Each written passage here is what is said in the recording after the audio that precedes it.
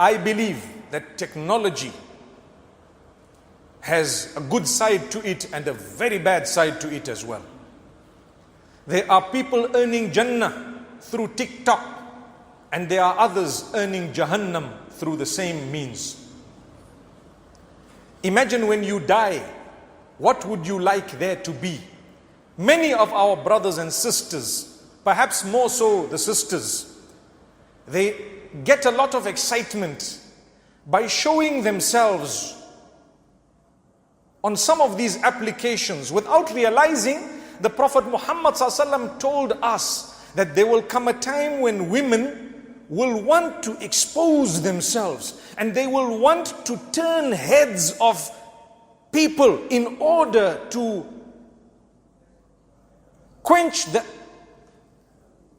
what? May Allah grant us goodness. May Allah protect us from harm. In order to quench the attention that they are seeking. So when you seek attention, you do some silly things. You semi-remove your clothes and you keep shaking your body and you want everyone to say, wow, great, show me more. Let's see. You are leaving a legacy. When you die, that video will remain for generations.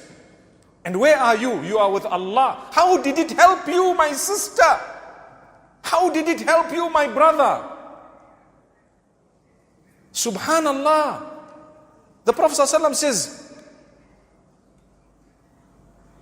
that from the categories of those who will be burning in hellfire, and it's important we mention this hadith. From among the women, those who are clothed with the intention of revealing. Oh, have you heard that?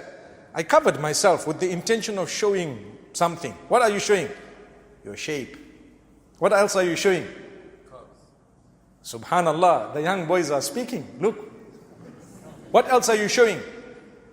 This is a hadith. I'm not talking of my words from my pocket. You are either wearing something too tight or too thin. It is already a prophecy of the Prophet Muhammad ﷺ, and you are going to leave a legacy. People are going to look at you and follow you. Never mind, your sin might be forgiven, but what about those who kept on following you after your death? We show a cleavage as though it's okay. And we say, thank you so much. When a young man who's not supposed to be looking, and by the way, you should be lowering your gaze, people say, MashaAllah. La hawla wa la quwwata illa billah. What legacy are you leaving? And I'm not trying to attack the sisters, because the brothers are equally guilty for adding fuel to fire by commenting in a negative way, thinking it's positive. MashaAllah, subhanallah, oh beautiful, I love it, excellent, etc. We know what's going on in the world.